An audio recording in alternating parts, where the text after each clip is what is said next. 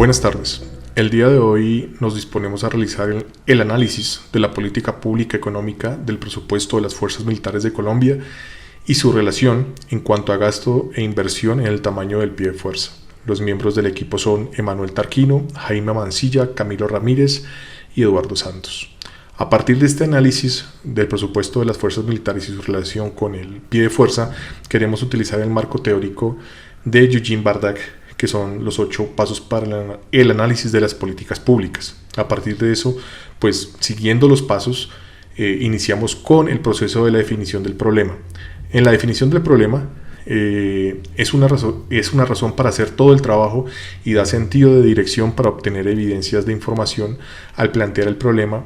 Es recomendable delimitarlo de tal manera que pueda ser investigado en sus variables específicas, que permiten localizar problemas significativos del entorno que pueden referirse a situaciones no solo del pasado, sino que tiendan a prevenir el futuro inmediato. La definición debe ser evaluativa, de manera que es útil examinar la situación particular con ayuda de herramientas que nos proporcionen la visión de las fallas en términos cuantitativos.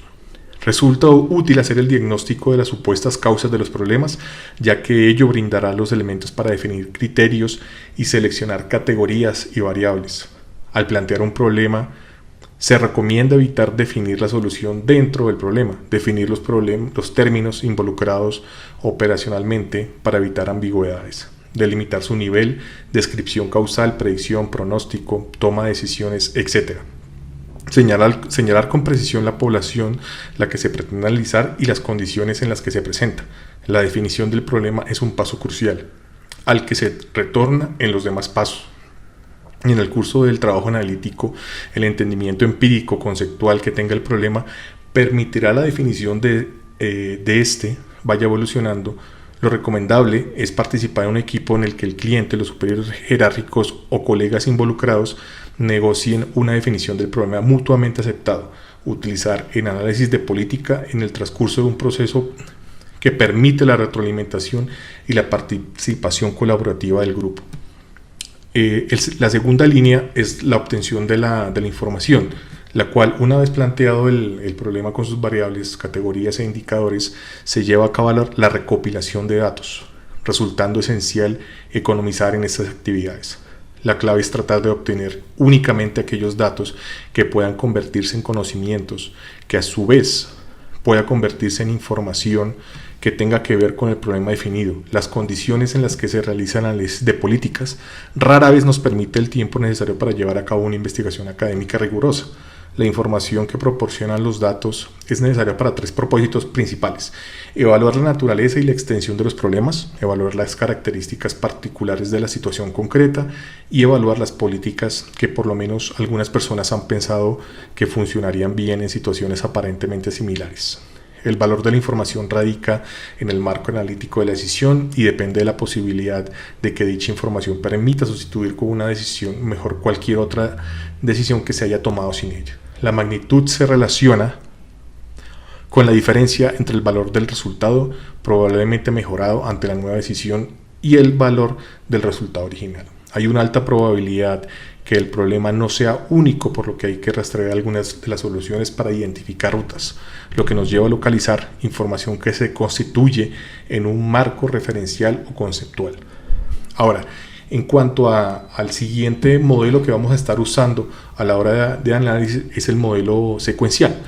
Como se mencionó, de acuerdo al modelo etápico, ha sido propuesta, digamos, por Harold Laswell, quien esbozó el siguiente orden: inteligencia, información, predicción, planificación, recomendación, promoción de las alternativas políticas, prescripción, que es la promulgación de reglas generales, la invocación, que es la caracterización provisional de conductas de acuerdo con prescripciones y demandas de aplicación, terminación. Una vez finalizada la política en cuestión, se formulan prescripciones o medidas a ser tenidas en cuenta en futuros marcos teóricos.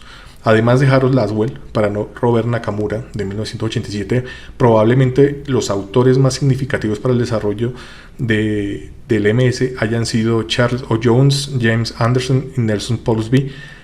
Charles Young tomó las etapas descritas por Laswell y les otorgó una impronta al definirlas en términos de subsistemas que conforman un proceso más amplio. Anderson, por su parte, fue quien enfatizó la dinámica secuencial del modelo, y por último, Nelson Polk aportó una visión enfocada desde la perspectiva de la tarea legislativa, a pesar de que su aporte no logró la centralidad de los anteriores. A partir de esto, y de acuerdo con la organización del equipo, procederemos a licuar el problema y análisis retrospectivo. ¿Qué es lo que queremos nosotros plantear como equipo principal? Básicamente el presupuesto del 2021 para las fuerzas militares y para la Policía Nacional está centrando que el presupuesto tiene un 97% para funcionamiento de las fuerzas militares y solamente aparece un 3% en lo que tiene que ver con inversión. Entonces, a nuestro modo de ver, en términos de política pública y política pública económica planteada, no queremos, digamos, invadir terrenos de lo que es la operatividad de las fuerzas militares, ni de cómo funcionan, ni cuál sería la política pública en cuanto a las fuerzas militares, sino específicamente al componente económico. Queremos, digamos, poner de manifiesto el rubro excesivo que se le está inyectando al funcionamiento de las fuerzas militares, cuando se deja solamente un 3% en lo que es la inversión en las fuerzas militares. Entonces, pues en cuanto a lo que es el desarrollo de la política de defensa y seguridad para la legalidad, el emprendimiento y la equidad, con la que se busca fortalecimiento y la legitimación de la acción estatal, el gobierno de Colombia ha incrementado en $200 millones el presupuesto de inversión en defensa para 2021, que de esta manera ascenderá a $567 millones. El grueso del dinero acondicionado se destinó al proyecto denominado Renovación y Modernización del Equipo Aeronáutico de la Fuerza Aérea Colombiana, aunque sin especificar con exactitud a qué programa, adquisición, renovación de la flota de cazas de combate o sistema integral de defensa aérea nacional, por ejemplo, se refiere. Entonces, a partir de este análisis, este pequeño análisis que hacemos nosotros, que es básicamente el plantear que el 97% de los recursos que van para las fuerzas militares son para el funcionamiento del componente militar y solamente un 3% de inversión, queremos hacer, digamos, las preguntas básicas, que es hacer el análisis de los fines del Estado como tal y cómo se le está dando prioridad al problema estratégico que requiere la solución, que es el tamaño, el pie de fuerza y también, digamos, el presupuesto que se está asignando a las fuerzas militares. Entonces, a partir de esto, nosotros lo que hacemos es que nos centramos en lo que es los campos en los que la política pública del gobierno de Iván Duque está centrando su política pública de seguridad. Entonces, el campo 1, que es la disuasión y diplomacia para la defensa y la seguridad, en los cuales tiene unos subniveles en los que básicamente va a internacionalizar, que es la diplomacia para la defensa y la seguridad como componente esencial de la política exterior del gobierno nacional, dirigida a fortalecer las alianzas estratégicas, la resolución pacífica de las controversias entre los estados, al igual que fomentar la cooperación contra los delitos transnacionales y el terrorismo, en un contexto que reclama cada vez mayor coordinación estatal para responder a amenazas comunes en todos los espacios. Inhibir, que es alianzas con países con intereses comunes y desarrollo y mantenimiento de capacidades militares suficientes para una disuasión creíble que inhiba, impida y haga desistir a cualquier factor potencial de perturbación de la independencia, la integridad territorial y la soberanía del Estado colombiano. La integración, el cual es que en el marco de la ONU, la OEA, la OTAN y de los diferentes acuerdos y convenios que Colombia tiene en materia de defensa y seguridad, se buscará integrar esfuerzos, capacidades con estados aliados para la generación de medidas de confianza, la contribución de la paz y la seguridad internacionales, la exportación de los avances de seguridad alcanzados en Colombia y el mantenimiento y desarrollo de las capacidades. Las fuerzas militares avanzarán en la interoperabilidad, en lo estratégico, operacional y táctico, para desarrollar operaciones conjuntas, combinadas y elevar su capacidad para enfrentar amenazas a la independencia, soberanía e integridad territorial de Colombia, al tiempo que participará en escenarios internacionales. influencia, la exportación de capacidades en la lucha contra el terrorismo y los conflictos asimétricos a través de misiones de paz y de otros mecanismos de cooperación. Proyecta de interés nacional y contribuye a aumentar la influencia del Estado colombiano y mejorar su posicionamiento en la toma de decisiones en escenarios hemisféricos, la política y defensa de seguridad. El segundo campo es el control e institucionalidad del territorio, el cual nos habla básicamente de un control integral, que es la construcción de condiciones sostenibles de seguridad. Requiere una visión de los retos y amenazas que trascienden los aspectos propios del ámbito de la competencia y la fuerza pública y exige respuestas muy multidimensionales. Tenemos otro reto, que es la interdependencia, el logro de los objetivos en seguridad y defensa nacional en los ámbitos físico y digital. Tiene una dependencia recíproca respecto al conjunto de políticas y estrategias que el Estado colombiano adopte en los diferentes ámbitos del poder nacional y que comprometen la acción unificada. El Estado como un todo y la integración de esfuerzos de las fuerzas militares y la Policía Nacional. Identidad. Denegar los territorios a la criminalidad requiere identidad de todas las instituciones en una sola estrategia de Estado que comprometen todos los niveles territoriales y todas las entidades de gobierno concernidas. Cada una de las herramientas que se empleen en los territorios deberán corresponder a un solo lineamiento de acción y en su ejecución serán interdependientes. No se evaluarán por separado, sino en un conjunto de impacto transformador de los territorios. Institucionalidad. En un régimen democrático, la garantía de seguridad para los ciudadanos se comprende instituciones fuertes y legítimas, imperio de la ley y justicia eficaz. La política de seguridad promueve la creación de condiciones para fortalecer las instituciones y el Estado de Derecho, al igual que la legitimidad democrática. Irreversibilidad. La institucionalidad de los territorios que se logran en el imperio de la ley y el fortalecimiento de la legitimidad democrática del Estado debe crear condiciones de irreversibilidad que denieguen definitivamente a las organizaciones ilegales la posibilidad de volver a construirse en una amenaza para los derechos de los colombianos. El tercer campo tenemos como título principal el desarticular el crimen organizado y garantizar la seguridad ciudadana. A través de inclusión, la seguridad es compromiso de todos. A través de la participación activa en seguridad, los ciudadanos y la sociedad entera deben asumir deberes y responsabilidades basados en solidaridad.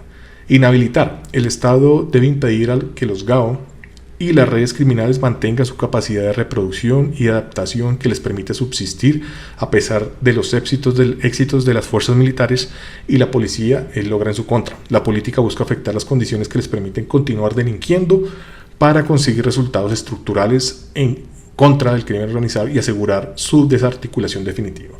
Inteligencia, la transformación de las amenazas internas transnacionales, tradicionales y contemporáneas exigen de renovadas capacidades de inteligencia, 43 política de defensa y seguridad para la legalidad y el emprendimiento y la equidad para anticipar, prevenir, contribuir su neutralización con el propósito de garantizar la protección de los intereses nacionales y los derechos de los colombianos. Investigación, se requiere articular procesos transformadores de información y conocimiento para hacer de la investigación una herramienta que permita disminuir la criminalidad bajo un enfoque sistémico que integre capacidades. Y finalmente tenemos el campo 4, el cual nos habla de la institucionalidad para la defensa y la seguridad, que nos da, digamos, los 4 niveles, que es la innovación, el trabajo interagencial, el trabajo de integridad y la interacción entre los pares. Entonces, lo que se plantea básicamente es que después de revisar el presupuesto y el pie de fuerza que reporta el Ministerio de Defensa para estas entidades y consultar a expertos, se califica la afirmación como cuestionable, porque aunque los presupuestos generales de las fuerzas muestran un aumento general, contrario en lo que muchos podrían decir que los presupuestos están totalmente ajustados a la capacidad de las fuerzas militares y al tamaño, pues lo que aumenta cada año es el dinero para funcionamiento y no necesariamente para inversión. Un rubro que los expertos consideran clave para el mejoramiento de las capacidades de las fuerzas militares, además porque si bien los números efectivamente dicen que sí está creciendo el presupuesto, las opiniones de expertos están divididas en cuanto a si reducir el número de efectivos se traduce necesariamente en debilitar estas instituciones. Revisando y con datos que nosotros hemos recabado en cuanto a derechos de peticiones que se han enviado al Ministerio de Defensa en los presupuestos, digamos, de cada fuerza y en general correspondientes del lapso del 2015 al 2020, se pueden observar, digamos, en los cuadros cómo se da cuenta efectivamente de los presupuestos anuales, donde nos dicen que desde el 2015 al 2020 sí se ha incrementado, digamos, el presupuesto para las fuerzas militares, donde tenemos que el 2015 tenemos 10.181 millones de pesos, de 2016 10.349 millones, 2017 10.578, 2018 10.944, 2019 11.388, 2020 11.564 y 2020 que está rondando casi los 12.000 millones de pesos. Entonces miramos que efectivamente el presupuesto se está incrementando, sin embargo se mantiene la tendencia general que la inversión sigue siendo muy baja y los gastos de funcionamiento siguen manteniendo muy altos. Al mirar en detalle el comportamiento del presupuesto en la parte de funcionamiento se ve ese aumento sostenido. Solo se evidencian algunas reducciones al Comando General de las Fuerzas Militares. No pasa lo mismo con el presupuesto para inversión, en el que son más constantes las reducciones. En el presupuesto de la Policía Nacional, aunque tenga armas, es considerado un cuerpo civil, se le nota la misma tendencia general, y en los detalles de los presupuestos de funcionamiento y de inversión, el presupuesto total pues también tiende a aumentar, donde pues básicamente desde el 2015 hacia el 2020 se ve un aumento del presupuesto, desde 7.640 millones de pesos hasta los 9.700 millones de pesos en el año 2020. ¿Cuál es el análisis, digamos, retrospectivo que nosotros montamos en ese aspecto? En un boletín de la Contraloría General de la República, en el que se titula Pie de Fuerza Militar y capacidades de las fuerzas militares en la disminución del conflicto y la construcción de la paz 2008-2017, el análisis del periodo 2008-2017 arrojó un mantenimiento de los uniformados efectivos, que son oficiales, suboficiales, personal de información de diferentes niveles y soldados de diferentes naturalezas de ejército, armada y fuerza aérea hasta el año 2014, pero a partir de ese año evidencia una reducción constante, es decir, la disminución habría empezado desde el año 2014.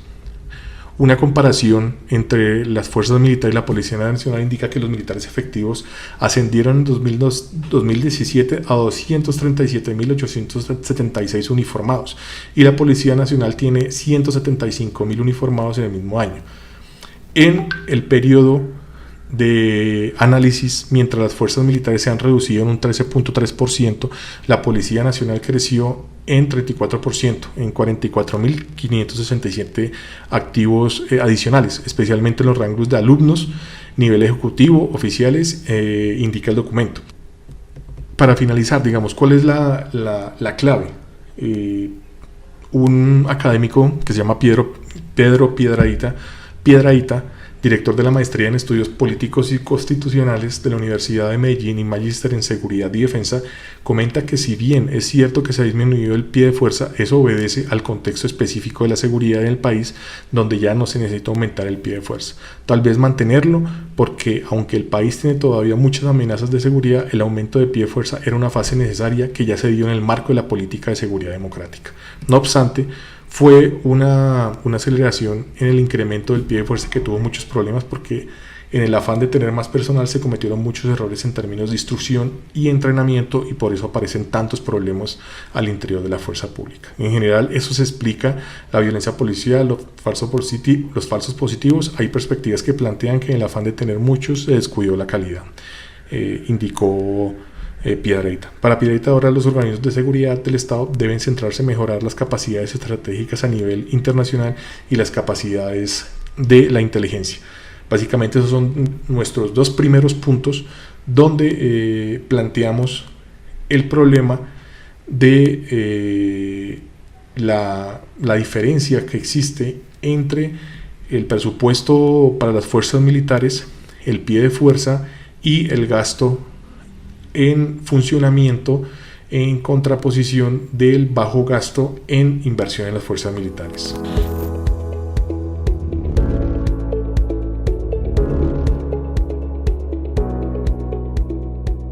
Identifique las alternativas de solución. Entonces vamos a hacer una aproximación al problema en cuanto a las economías ilícitas como factor fundamental de inestabilidad. Aquí es importante identificar que en el marco de la implementación de las políticas públicas debe existir una mirada multidimensional sobre el problema de las economías ilícitas que afectan la seguridad y defensa nacional. Finalizan la violencia y el terrorismo, por eso es importante partir de la complejidad misma del fenómeno, dada la interdependencia del crimen armado, las economías ilícitas y la cultura de legalidad.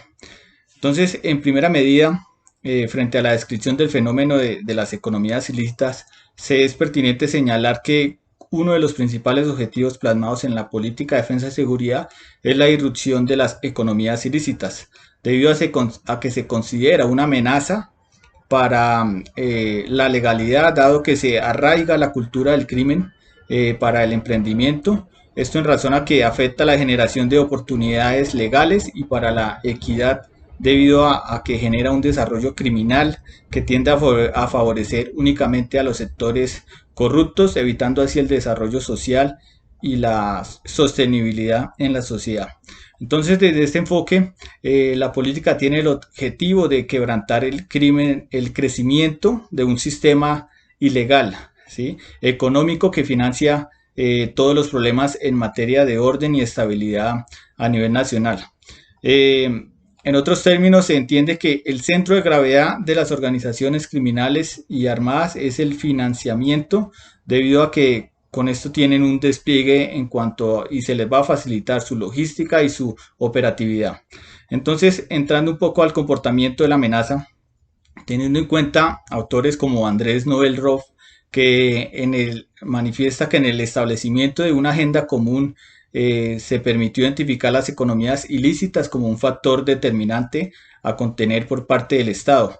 Entonces, es por esto que uno de los objetivos de la política es la disrupción de las economías ilícitas, entre las cuales se encuentra el narcotráfico, la minería ilegal, el contrabando, entre otras. Entonces, este campo es una amenaza a la seguridad y defensa debido a que existe un comportamiento multidimensional que repercute directamente en el desarrollo social sostenible. Entonces, evidentemente las economías ilícitas, además de fortalecer las operaciones de la amenaza, también también pueden generar un peligro y un riesgo, esto debido a que se puede afectar de otra manera la seguridad del Estado. Entonces, es así como vemos que uno de los principales campos en la identificación de las alternativas de solución evidentemente es la economía ilícita. Entonces, aquí vemos que, pues como lo reiteraba, se puede generar peligro y riesgo debido a que se pone en riesgo la seguridad del Estado y las instituciones y obviamente la integridad de la población.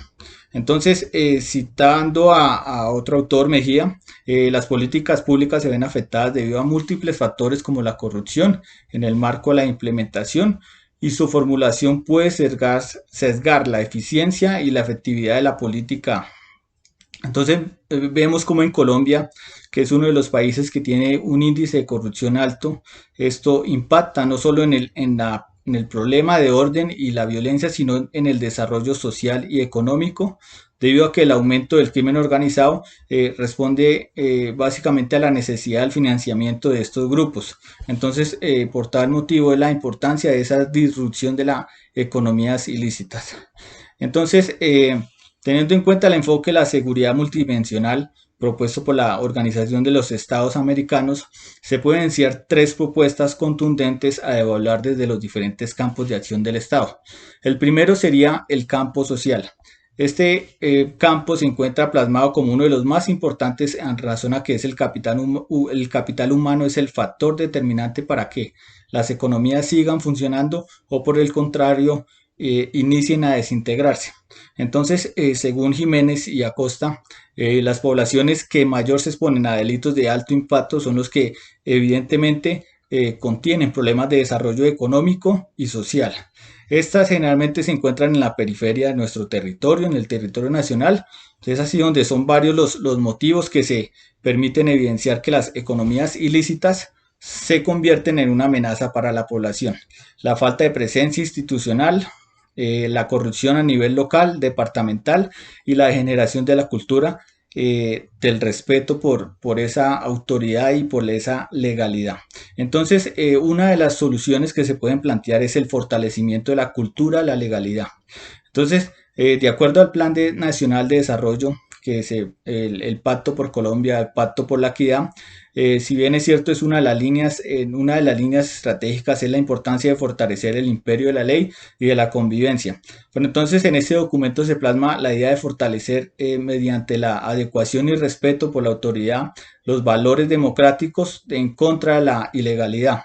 Entonces vemos cómo existen límites en las políticas públicas, dadas las condiciones del contexto y los factores como los recursos. En esta medida, pues solucionar un problema de cultura a largo plazo se requiere de una inversión en educación y en política social. Esto va a permitir que las nuevas sociedades romper esa lógica de la ilegalidad o el dinero fácil, y también va a permitir generar principios de valor y respeto hacia las autoridades y la democracia. El segundo campo de acción como otra alternativa sería el campo económico. Este otro factor es importante, pues ya que constituye una de las variables determinantes, debido a que en este mundo capitalista muchos de los recursos para poder operar requieren de dinero tanto del campo legal como desde lo ilegal. En el sistema legal es uno de los principales factores que propician el funcionamiento de las empresas, organizaciones. La descomposición del mismo implica la desfinanciación de la cadena logística y operacional. Por lo tanto, se le pone fin a una de esas actividades.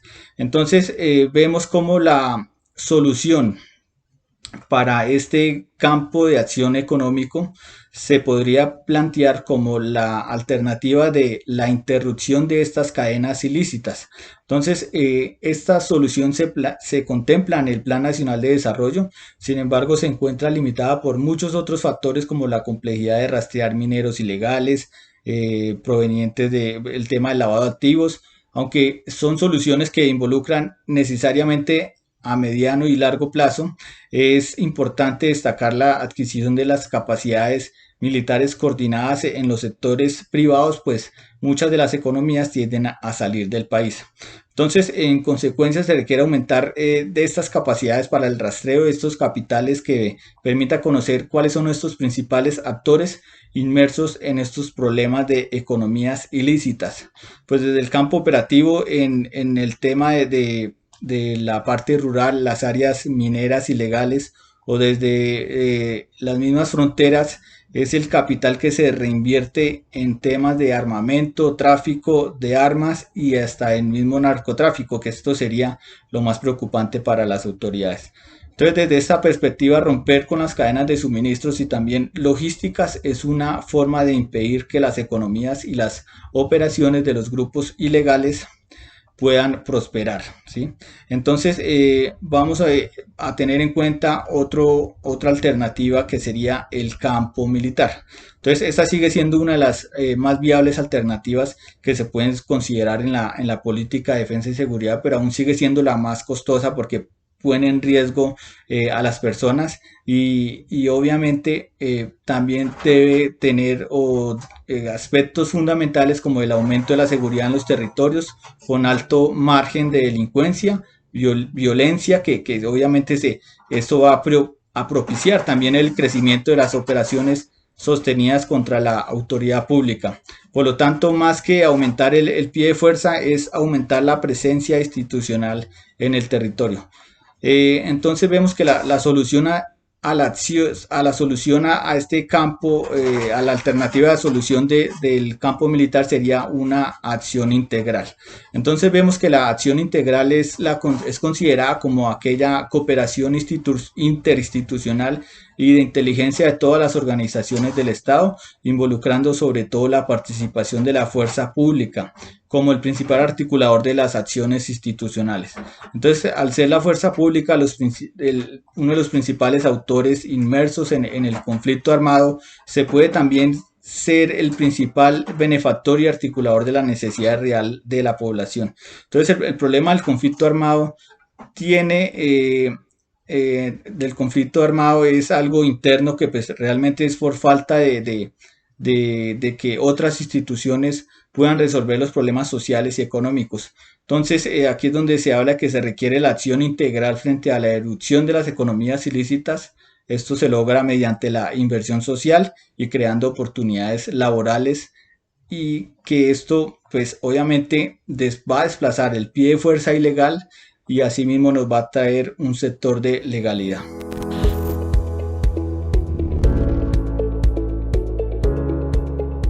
Quisiera continuar con el proceso de análisis de la política pública escogida, en este caso la política de seguridad y defensa enfocada a la inversión, al gasto y al desarrollo al desarrollo económico que genera específicamente. Y para esto quiero mantener un hilo conductor que facilite el entendimiento de nuestra audiencia y quisiera resaltar lo transcurrido durante el análisis que iniciamos teniendo como referente los 8 pasos planteados por Eugene Bardach, tal como mi compañero Eduardo lo manifestaba al principio de esta exposición.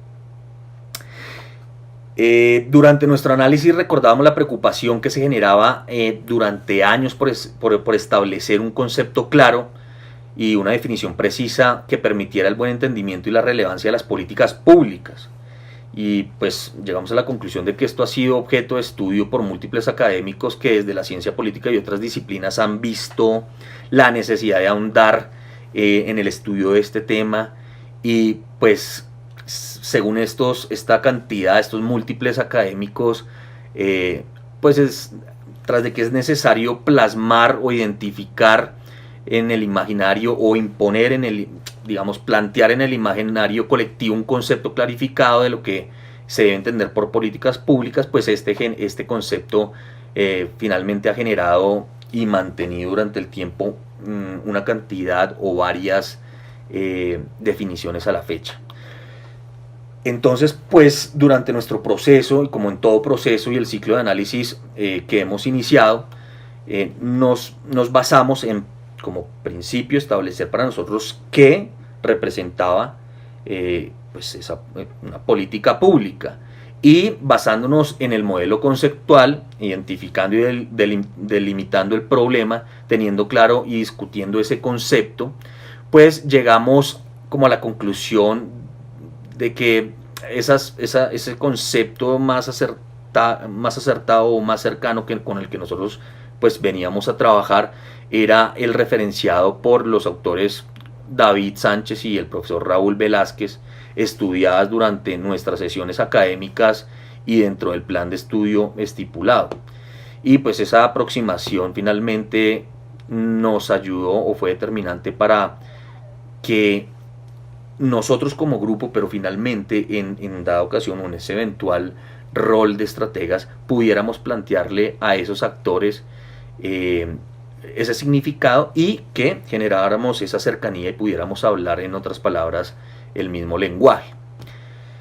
Entonces así pues, una vez teniendo ese acercamiento contextual, un concepto aterrizado y llegando al consenso de lo que significaba y representaba la política pública escogida, pudimos ahondar sobre la importancia de esta dentro de la acción estratégica del Estado, sus beneficios para lo público, la articulación y el buen ejercicio interactivo entre la sociedad civil y los diferentes actores o grupos de interés en general.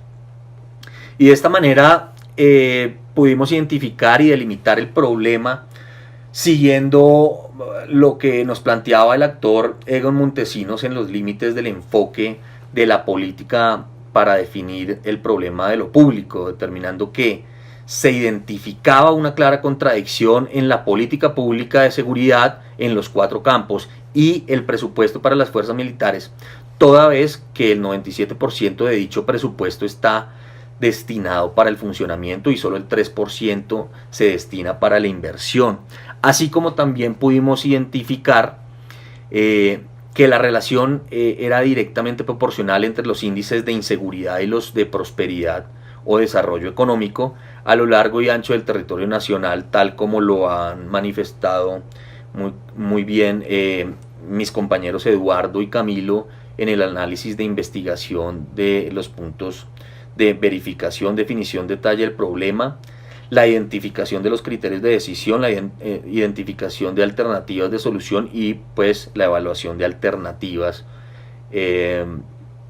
identificando finalmente esos inputs psicológicos, políticos y académicos, centrándose en un conflicto interno complejo y una situación de orden público complicada propia de un posacuerdo, tanto en las zonas rurales como en las zonas urbanas expuestas explícitamente dentro de la política de seguridad y explícitamente demostrables hoy en día dentro de, digamos, algún tipo de sondeos o encuestas encontradas durante nuestro proceso de investigación.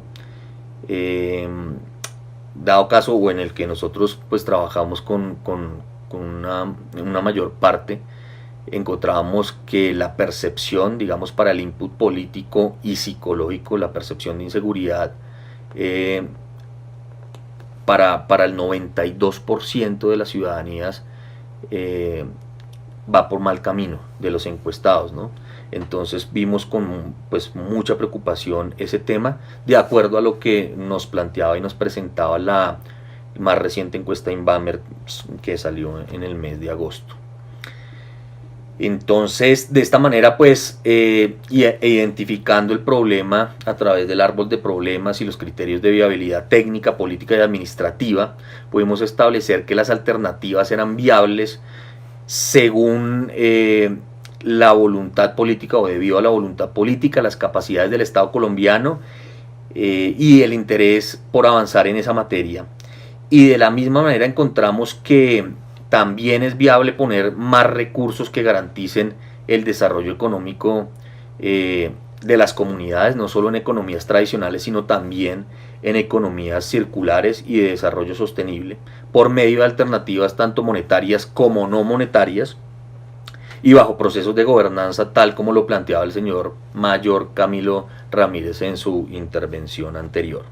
De otro lado, también, y bueno, tras este breve resumen de lo que se ha hecho durante este proceso de análisis retrospectivo, pues nos disponemos a abordar ya el marco normativo, los actores o grupos de interés que se ven inmersos dentro de este proceso de análisis de políticas públicas y pues los respectivos repertorios de acción para la formulación de nuestra política pública o el análisis finalmente de la política pública de seguridad que venimos haciendo con el enfoque específicamente en inversión, gasto y desarrollo económico que la seguridad o la buena implementación de esta política generaría.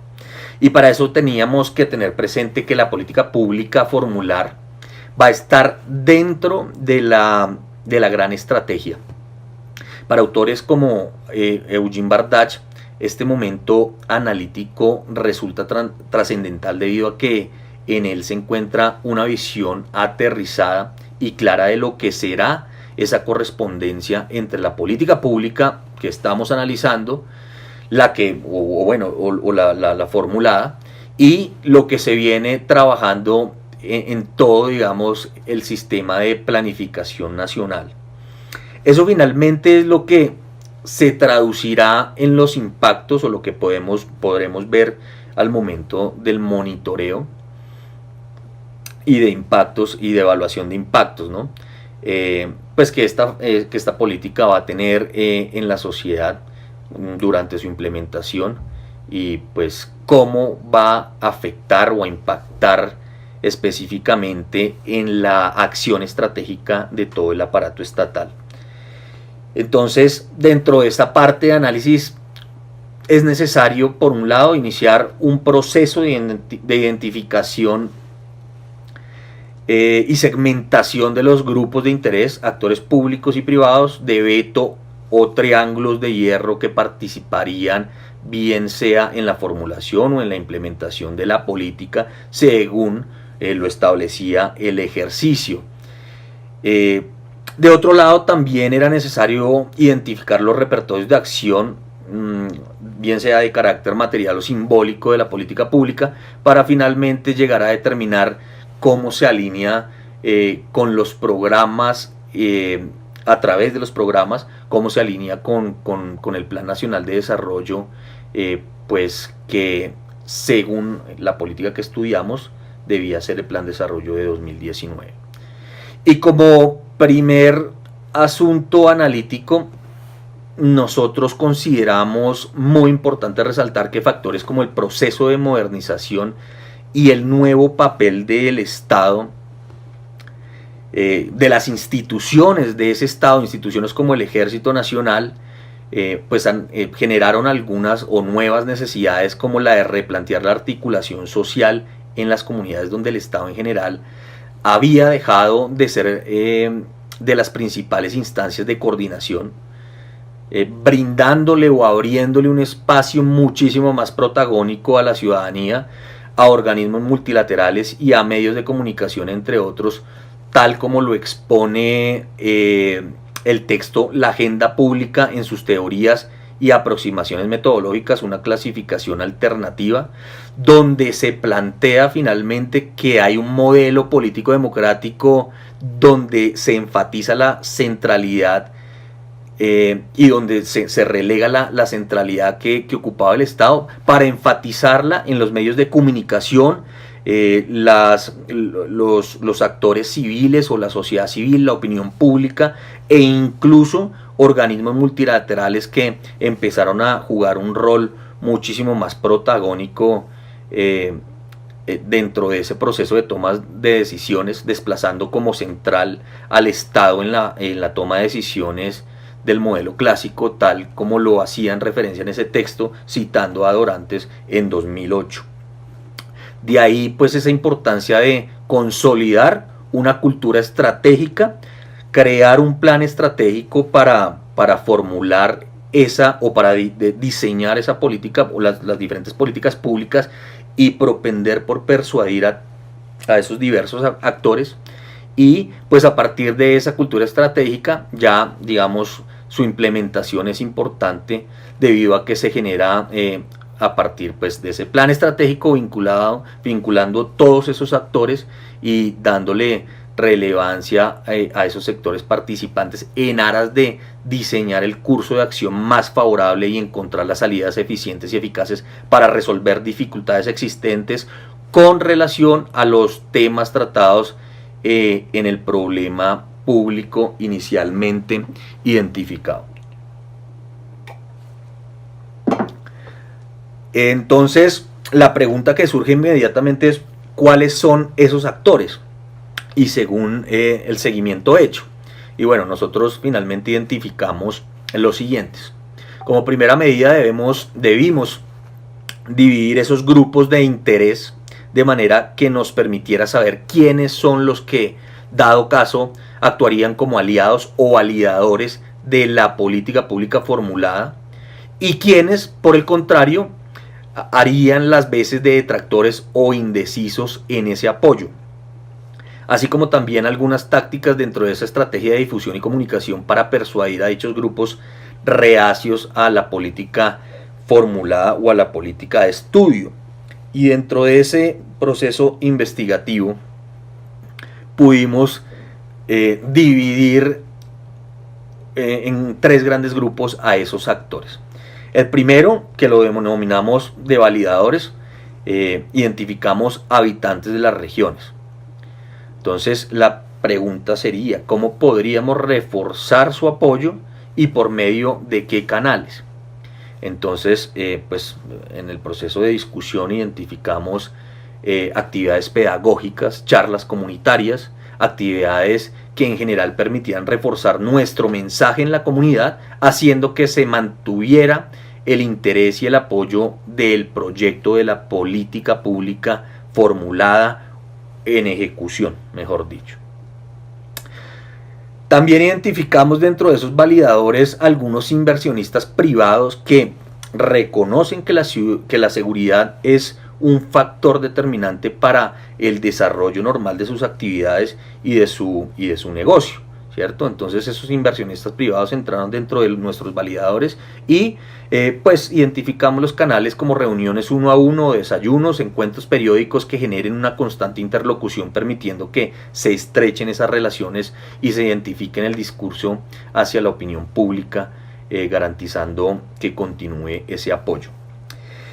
Y bien, el segundo gran grupo fue el grupo de los detractores, en donde encontrábamos pues seguramente algunas organizaciones sociales, algunas organizaciones de activistas, grupos ambientalistas, grupos, bueno, etcétera, que digamos estuvieran en contra con algunas de las tácticas empleadas para garantizar la seguridad sobre todo en zonas rurales o de difícil acceso, donde pues están pendientes de que no se deteriore el medio ambiente.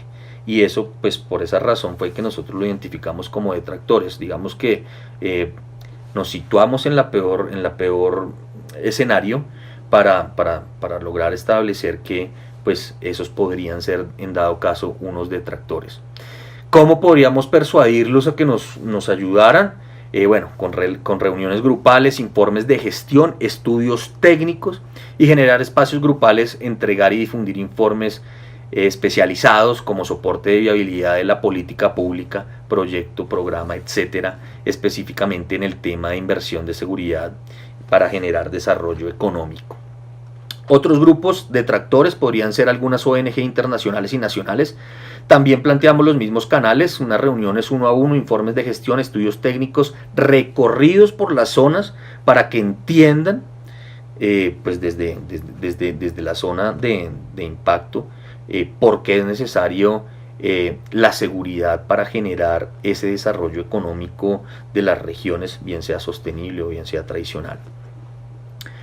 Bueno, algunos habitantes también de esas regiones que como en cualquier situación, algunos estarán de acuerdo, otros no, y pues entonces teníamos que establecer que también va a haber un grupo que es posible que esté dentro de los detractores, y pues para esos canales llegar a esas personas establecimos comités de vecinos, charlas comunitarias, actividades pedagógicas en general, para generar esos espacios de acercamiento y de interacción con esta comunidad particularmente apática con la política pública, con los proyectos, con los programas que se vayan a implementar, y con el propósito de generar confianza en el apoyo del mayor número posible de esos habitantes de las regiones o en cada región.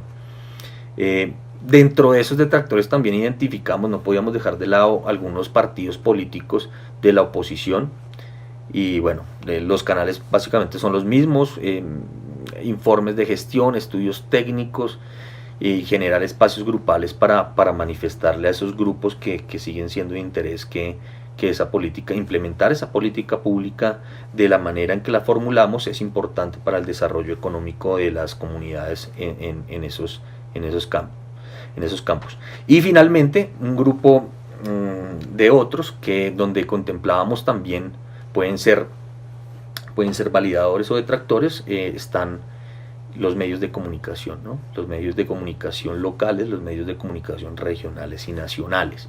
Y cómo convencer a estos medios de comunicación, pues aprovechar también, vimos una oportunidad para difundir la necesidad y la importancia de implementar la política, y pues bueno, pues identificamos ruedas de prensa, briefings informativos, también identificamos pues comunicados de prensa constantes, estar al tanto con la difusión por parte de las comunicaciones internas, con la interacción con comunicaciones externas para enviar esos comunicados y mantener informado a los medios y a la comunidad, a la opinión pública.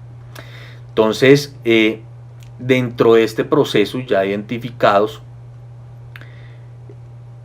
como podemos ver, tenemos ese proceso de segmentación, encontramos actores públicos, privados y también pues algunos repertorios de acción o tácticas por medio de los canales, y por medio de los canales pues que podemos difundir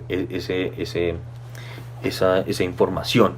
Como tercer gran punto dentro de este marco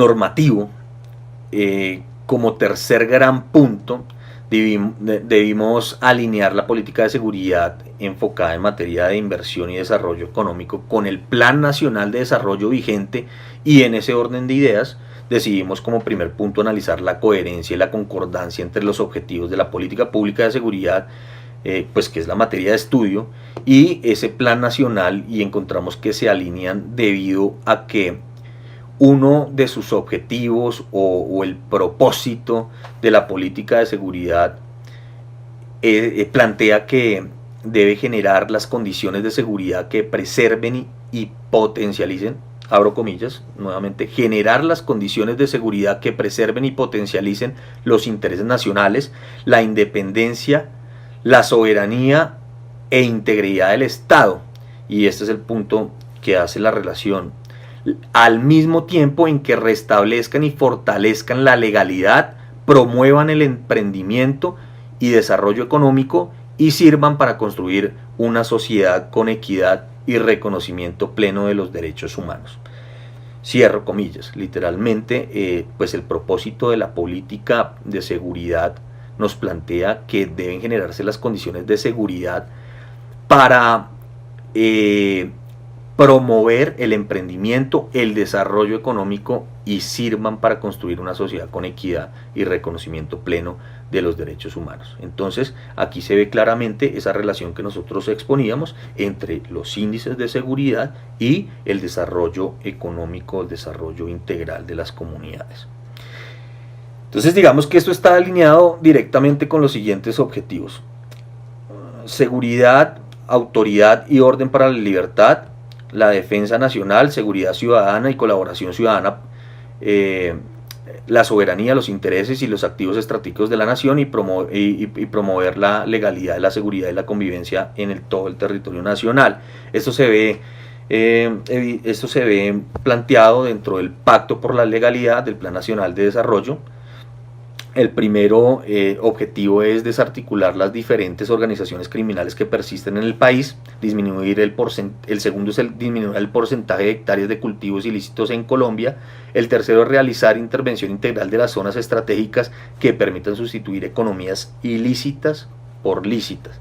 Y el cuarto, prevenir y sancionar los delitos de alto impacto, mejorando la capacidad de reacción de las autoridades de la política. Para llegar a un quinto, fortalecer las capacidades de defensa y seguridad nacional, y el sexto, garantizar la protección de los líderes sociales amenazados en todo el territorio nacional. Conjunto a esto surgen unos retos también planteados explícitamente dentro del Plan Nacional de Desarrollo, que consisten en garantizar la protección de las víctimas, líderes sociales y defensores de derechos humanos, reducir los ataques de oleoducto, proteger los parques naturales en presencia de los cultivos de droga, combatir la extracción ilícita de minerales, reducir el contrabando, reducir los homicidios, etc. Esto todo pues contemplado dentro de este plan. También dentro del Plan Nacional de Desarrollo, en el espacio del Pacto por el Emprendimiento, unos objetivos claros: fortalecer la cultura de la legalidad para que los ciudadanos ejerzan sus derechos con apego a la ley. Por otra parte, en el Pacto por el Emprendimiento también unos objetivos muy claros: fortalecer la cultura de la legalidad para que los ciudadanos ejerzan los derechos con apego a la ley, implementar una política criminal integral coherente con la realidad nacional, garante de la libertad y respetuosa de los derechos humanos.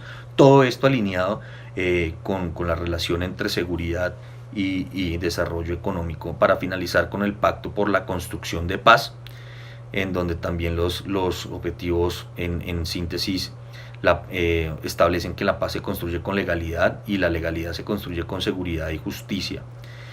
Entonces, a manera de conclusión de esta parte de la exposición, y para dar paso a mi compañero Manuel, determinamos que sí hubo un plan para el proceso de implementación de la política basado en el modelo top-down, teniendo en cuenta que la formulación y ejecución de la política pública depende en gran parte del administrador, y puesto que concibe las alternativas de solución a partir de esa autoridad que tiene la administración pública en el proceso, independientemente de la región, en cuanto a la seguridad como factor garante del desarrollo económico. Es decir, si bien nosotros hemos identificado que algunos de los planes o proyectos están enfocados en procesos de gobernanza, siempre cuentan con la articulación, con la organización, con el acompañamiento de la administración pública para, en cierta forma,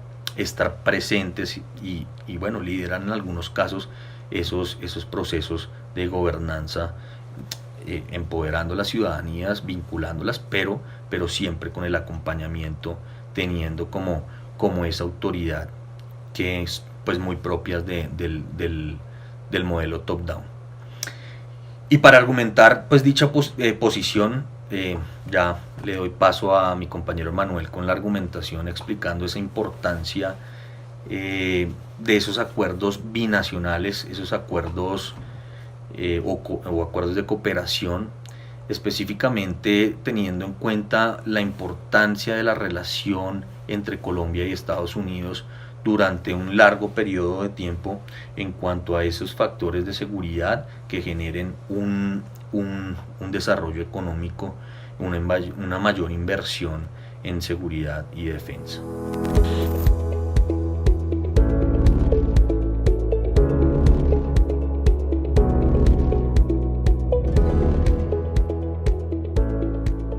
Modelo de implementación. La relación con Estados Unidos, para comenzar, sin duda, es la más importante desde el punto de vista estratégico nacional.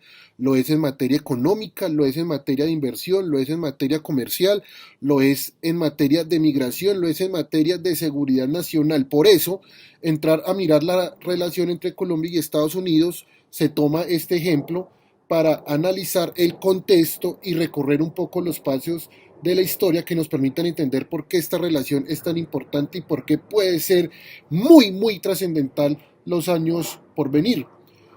Para empezar, en la bella Cartagena de Indias, en el año de 1741, cuando fue bombardeada, atacada por los buques británicos, flota que salió del estado de Virginia. El almirante Vernon atacó esta hermosa ciudad y don Blas de Lezo, con mucha fuerza, fortaleza, defendió nuestras murallas, nuestra ciudad, y ahí es donde se empieza a preguntar qué habría pasado en el curso de la historia si los británicos en ese momento hubiesen tomado la hermosa Cartagena de Indias. Para el año de 1776, John Adams, uno de los padres fundadores de los Estados Unidos, declara abiertamente que los Estados Unidos deben contribuir al proceso de revoluciones que se va gestando en América y en particular en este caso en América Latina. Por mencionar un dato curioso, en el año de 1820, don Manuel Torres terminó siendo el primer latinoamericano acreditado ante el gobierno de los Estados Unidos como representante diplomático. En ese momento diplomático de la Gran Colombia, y él llegó a los Estados Unidos con una misión fundamental. Su misión era asegurar que Colombia tenía que hacer una alianza con los Estados Unidos.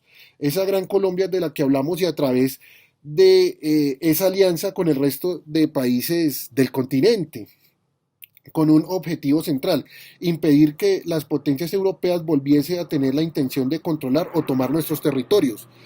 Otro dato curioso es que para el año de 1827 el libertador Simón Bolívar envía a su sobrino don Fernando Bolívar a estudiar en la universidad fundada por Thomas Jefferson, la Universidad de Virginia, allá en ese estado en particular, como un dato así curioso. Para 1880 es importante anotar que Colombia toma una decisión, y es empezar a organizar institucionalmente sus sistemas de seguridad y defensa.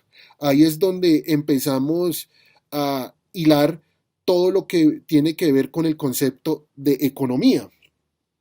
Durante ese periodo se toma una decisión, que es reabrir la Escuela Militar y Civil de Ingeniería, escuela que había fundado en 1814 el sabio Caldas en Río Negro, Antioquia.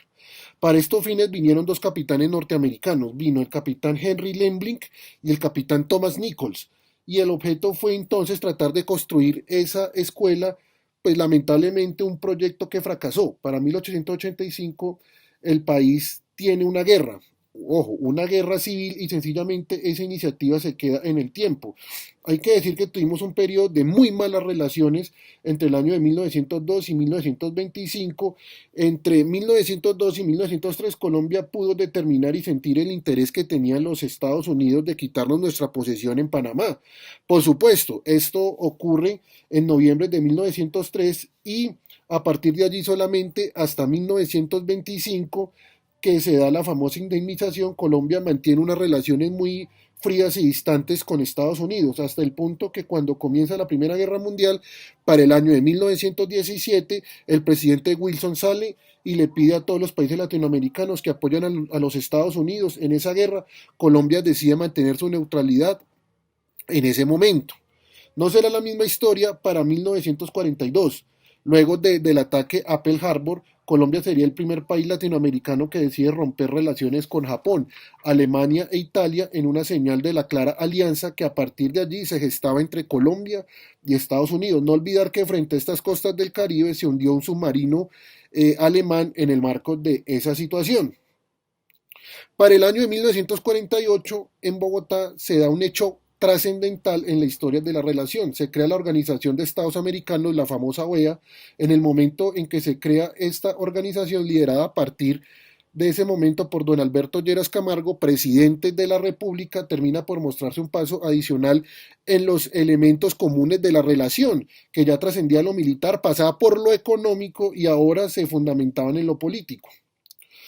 Para el año de 1950 y 1953, nuestro país es el único país latinoamericano que participa en la guerra de Corea. Esto es un punto importante, pues muchos no tenemos en cuenta este momento, pero eso tuvo un gran significado en el desarrollo de nuestras Fuerzas Armadas, pero al mismo tiempo en lo que fue el desarrollo y la relación política y económica de Colombia durante el periodo de la Guerra Fría en relación con los Estados Unidos. Hay que decir que para el año 88 y 94 los presidentes Barco y Gaviria, seguramente preocupados por la violencia de los carteles de la droga, por ese terrorismo inclemente que sufrió nuestro país en ese momento, atraen más ayuda de los Estados Unidos y empieza a darse en ese momento una lucha conjunta entre los carteles, el narcotráfico y las diferentes amenazas al pueblo colombiano.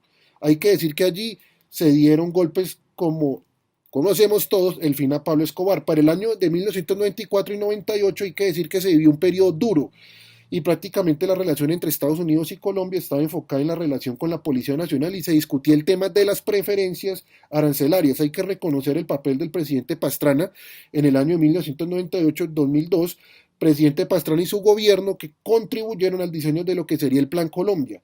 Fueron a los Estados Unidos a visitar al presidente Clinton y lograron comprometer su apoyo y el apoyo de la mayoría republicana en el Congreso de los Estados Unidos. Para el periodo del presidente Uribe amplió el espectro con el presidente Bush de la acción contra el narcotráfico a la acción contra el terrorismo a raíz de la tragedia del 11 de septiembre. Pues esto le dio más capacidad y más fortaleza y sobre todo esa posibilidad a nuestro país de enfrentar esas amenazas. Las preferencias arancelarias jugaron en ese momento un paso previo a lo que sería el Tratado de Libre Comercio. Durante el periodo del presidente Juan Manuel Santos se mantuvo un esfuerzo cercano, en particular en materias de inteligencia y operaciones especiales, en todo aquello que ha tenido que ver contra la lucha con el terrorismo, bandas criminales y otras organizaciones a la luz del Plan Colombia. Y hay que decir que también se le dio un énfasis especial a partir del año 2008 a lo que sería el papel de Estados Unidos, el papel de actividad de desarrollo económico para el país.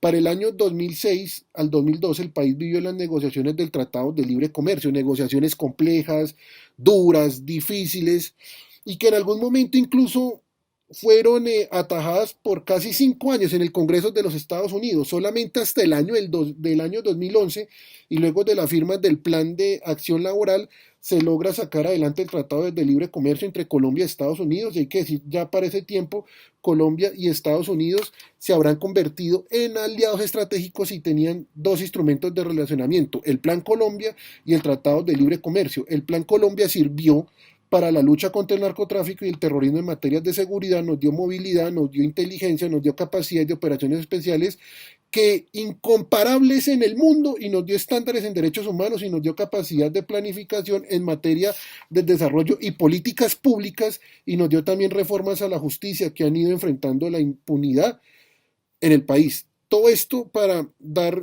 a entender que el modelo de implementación es muy importante para seguir contribuyendo al avance de Colombia, no solamente para la región latinoamericana, sino para el mundo. Evaluar el impacto. Para explicar la seguridad y defensa desde el enfoque económico, no hay que olvidar a los Estados Unidos. Por ejemplo, hoy el Plan Colombia es considerado como un exitoso bipartidista. Hay un respeto por lo que se hizo en el país. ¿Qué se dice? Se dice primero que el éxito está fundamentado en que Colombia es uno de los pocos países que tiene una fuerte relación bipartidista. Se dice que hubo un continuo liderazgo tanto en los Estados Unidos como Colombia, a pesar de los cambios y de los ciclos, tanto en el Ejecutivo como en el Legislativo. Se habla de Colombia como un país de instituciones que tuvo la capacidad de empoderarse y al mismo tiempo de apropiar de manera nacional las distintas tareas que fue necesario implementar y desarrollar. Se considera que el Plan Colombia contribuyó a las mejoras sustanciales en la seguridad, a la reducción del crimen, el fortalecimiento de nuestra economía y la inversión y la reducción de la pobreza y desigualdad en ese periodo de estudio. Y pues también se ha ido considerando también que en términos de lo que es una guerra de cuarta generación, es decir, la confrontación contra una organización asimétrica que utiliza herramientas terroristas, donde hubo una victoria del Estado colombiano.